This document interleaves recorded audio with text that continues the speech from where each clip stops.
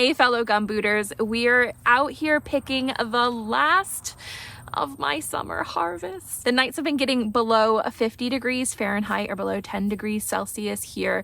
So the only thing that's really left in my garden are the peppers, and they don't do well in cooler temperatures. So we're going to pick those, and then I want to head inside and show you a chart I've put together for that totals up my total harvest in weight and also total savings.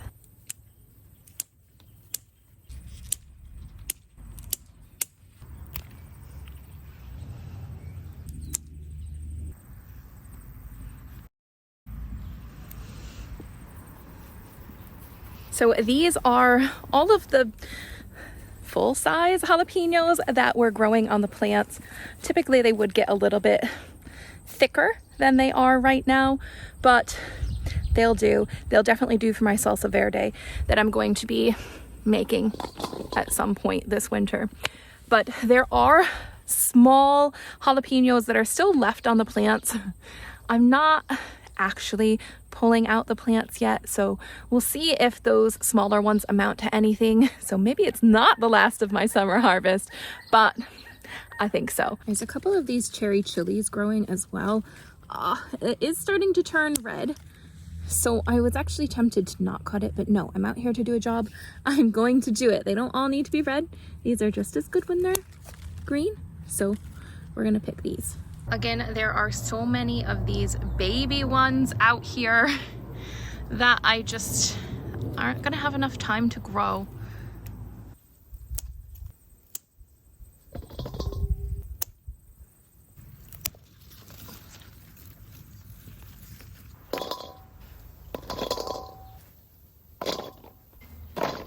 All these green ones are Sugar Rush Peach that obviously haven't turned peach. I mean, look at this beautiful beast right here. So many different peppers. Wow. Now I've been looking this up. Apparently peppers do ripen off of the plant, but I'm not going to try it out to find out. But I did read a few things because I was originally thinking that I would try and ripen them off of the plant, but I've decided I'm not gonna bother. I'm just gonna put them right into the freezer to make into hot sauce at a later time. I have way too much hot sauce in the fridge at the minute, so we're gonna hold off on making any more.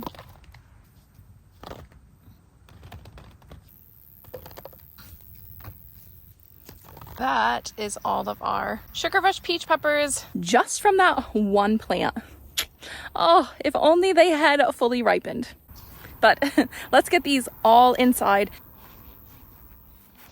This summer, every time I brought in a harvest, I weighed it out and tracked how much I was bringing in, how much the cost was at the store. And as you can see here, I'm doing that and I'm inputting it into this chart that I want to show you guys.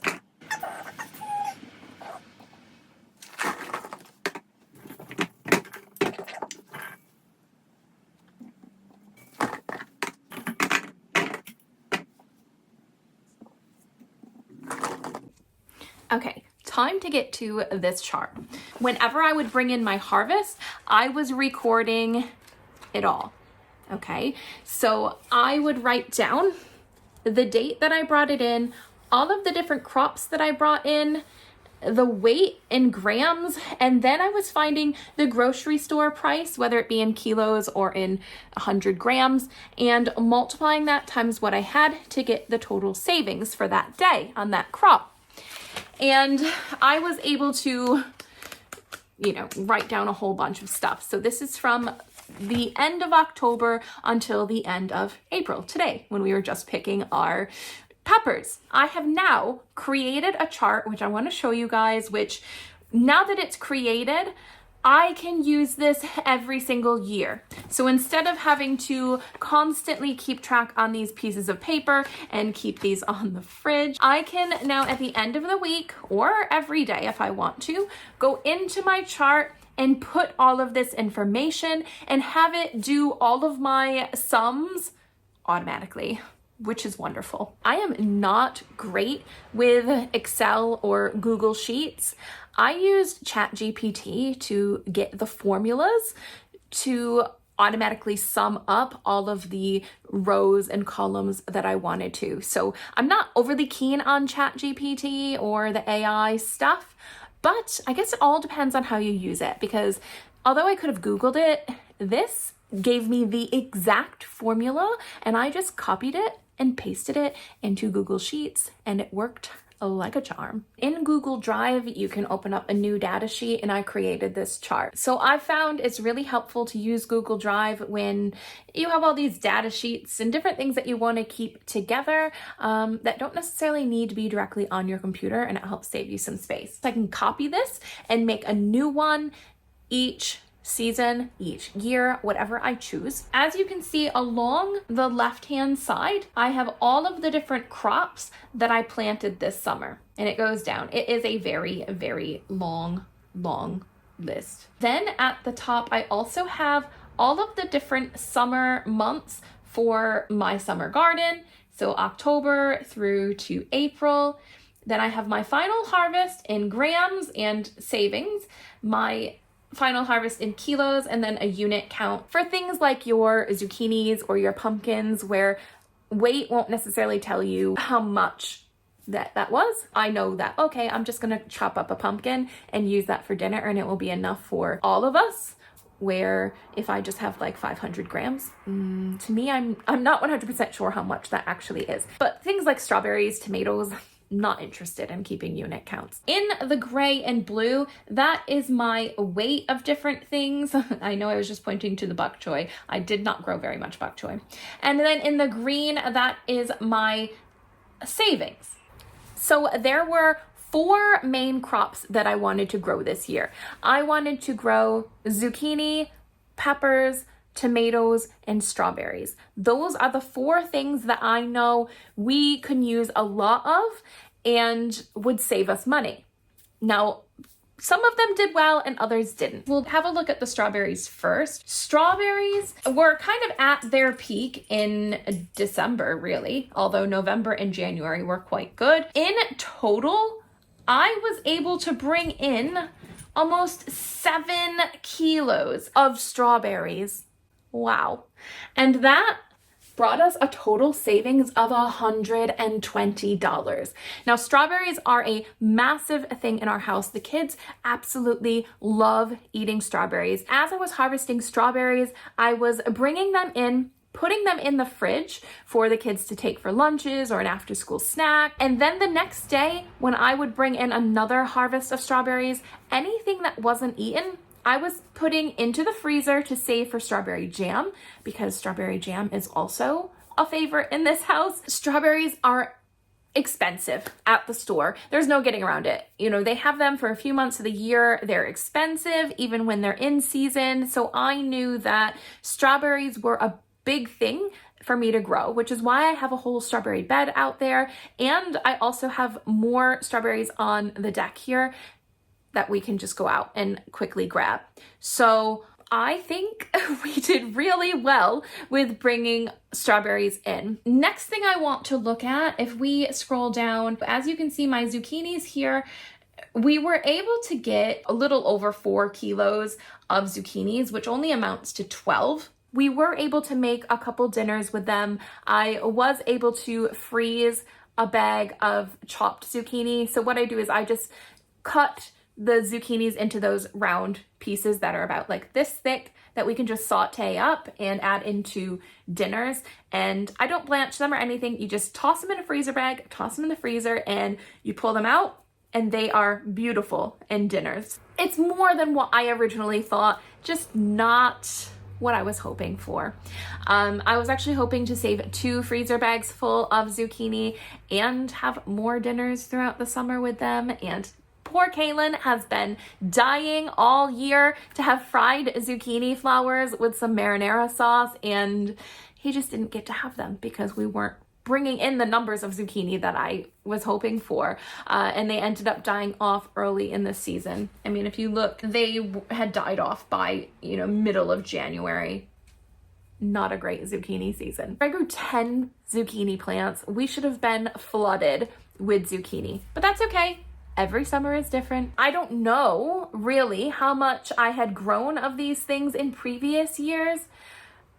So now with this chart, I can keep track of it all. And then next year I can do the same, and I can check back year by year and see, oh, this was a good year, this was a bad year, this is what I did. I'll have my garden plans written out, so I'll know exactly what I planted and be able to check with this chart. I probably will continue to add more charts to this because I'm math minded. So I do like to have charts and everything organized in data sheets that I can easily read. But let's continue on. I have 2 more crops that I want to go over, 2 more main crops. We'll check out our peppers first. I just brought in heaps of peppers.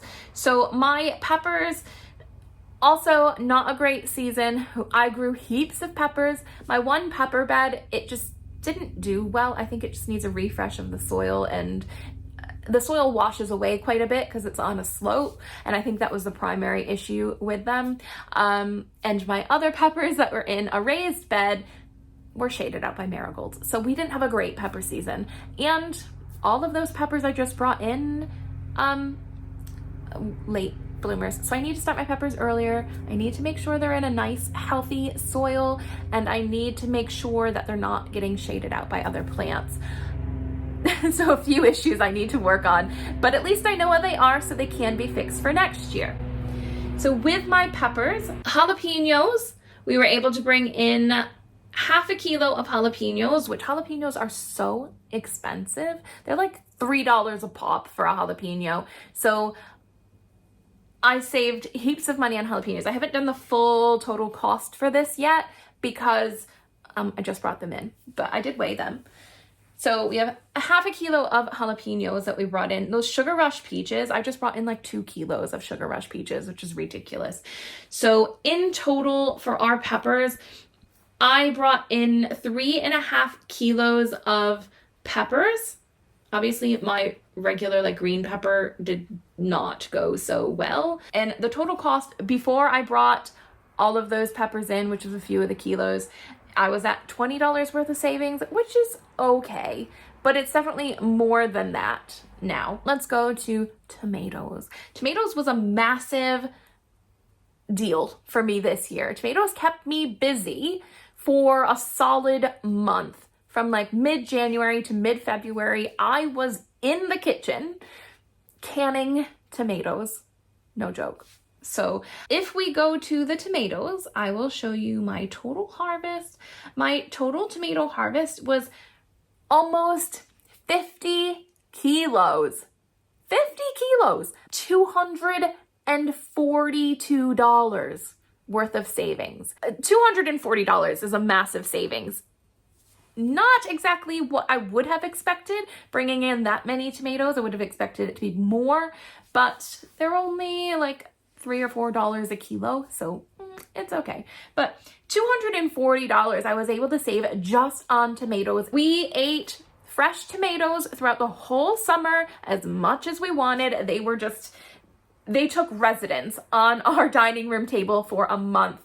I just could not can fast enough, or we could not eat them fast enough to get them off of the table.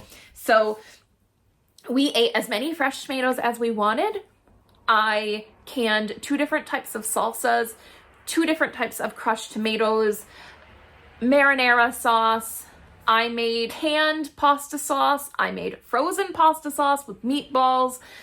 We have a lot of tomato products to go through this winter, which is fantastic. That's exactly what I wanted. And our shelves are stocked with tomato products. Oh, our cherry tomatoes. So although the cherry tomatoes, we'll have a look, our cherry tomatoes, we only brought in less than half a kilo of cherry tomatoes.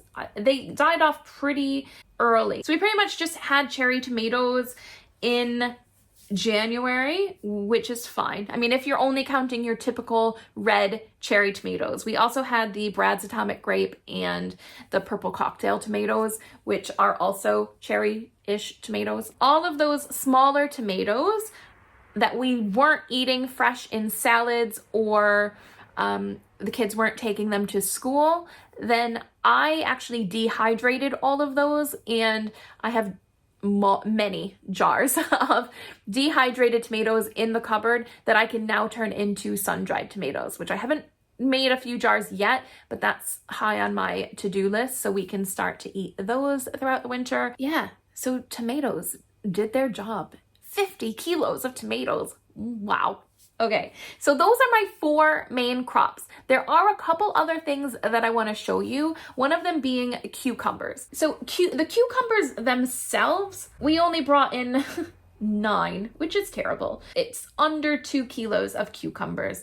Typically, when I plant 2 plants of cucumbers, it lasts the whole summer and we get heaps and heaps of cucumbers.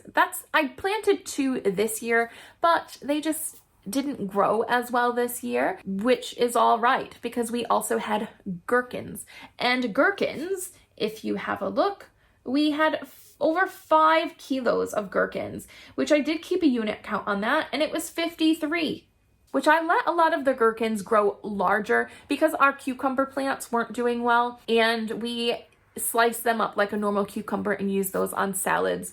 I also have my fair share of pickles in the cupboard, which I have not mastered yet. Something is always off with them. Either they're too soft for everyone because they like a nice crunchy pickle, or the seasoning isn't right. I'm working on it. But in the meantime, I just have like heaps of pickles in the cupboard that are just left for me to eat because everyone else in the house refuses to eat them, and they continue to buy jarred pickles from the store. So I just need to master that. If I master that, then it will also be a savings on jarred pickles, but I haven't mastered that yet. Potatoes, we grew just under 6 kilos of potatoes, which is awesome. That was a $16 savings. There are some things that we can't get at the store. Things like your Cape gooseberries, your pepinos, a lot of the different types of hot peppers. You can't, tomatillos, I grew a lot of tomatillos. All of those things you cannot get at the store.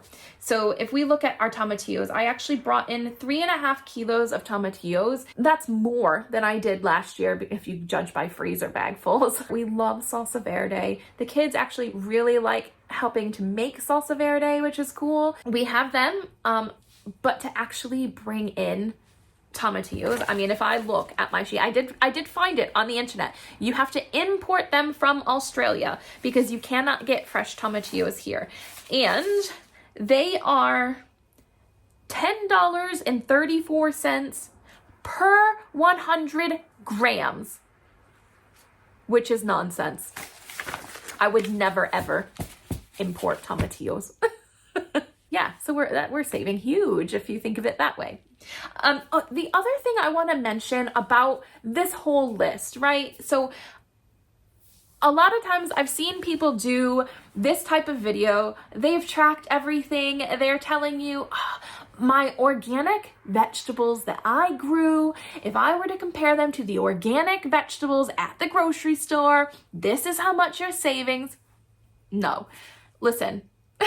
We don't have heaps of money here. So yes, my garden vegetables are organic, but if I were to buy them at the store, we can't afford that. We just go to Pack and Save, the cheapest grocery store around, and we buy all our groceries from Pack and Save. I think they have a small little organic section that I don't even look at because I can't afford the stuff in there. So what I have actually done is, this is a realistic, guys, this is a realistic savings. This is, I'm growing this, but if I were to actually go to the store and buy these things, this is what I would pay. Okay, this is not some organic pricing, the expensive bits that I would never even look at. This is how much I'm actually saving at the grocery store. So that's why I didn't even put in the price of tomatillos, because that's not realistic for me.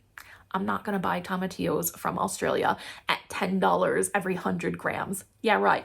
So we would just go without. Okay, I did put the price in for passion fruit because you can readily buy passion fruit at the grocery store here. We brought in 1.7 kilos of passion fruit. That saved us $107. $107 for passion fruit.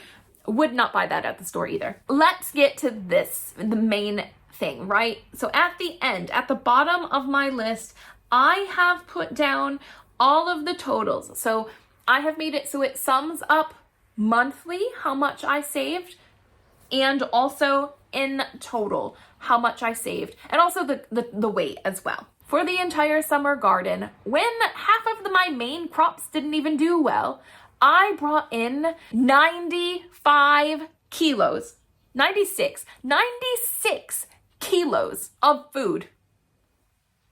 Whoa. And in total savings, $732.54. And that's before I put in the rest of those jalapenos. And that's not even including all of my herbs. Lettuce is on the chart. Didn't weigh most of that because the kids were picking it.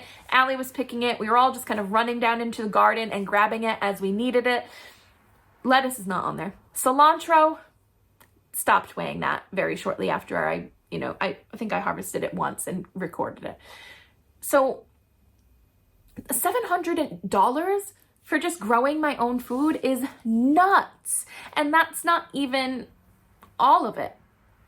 So that's really, really cool. And that's not even talking about the stuff that I'm turning into other products, like the jam. Jam is so expensive at the store. And we have not bought jam in a year and a half. And we're not going to have to buy jam for another year and a half, at least. Olives, I had never done anything with olives before, and I taught myself how to preserve them in oil. You can check out a video, I'll link it if you want to watch it. I think it's a short. I think I did a short, and I also did a longer version of it. But I was able to jar up olives. I got olives for free. My oregano that I spice them with, free. The jars I got free.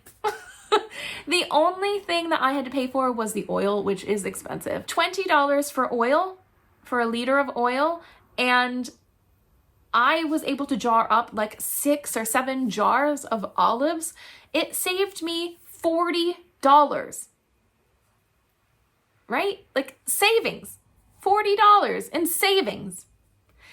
And, sun-dried tomatoes will save me heaps. This other really cool thing, I tried it last night. I had marinated green tomatoes that were left over in the garden, onions, a hot chili pepper, and eggplant.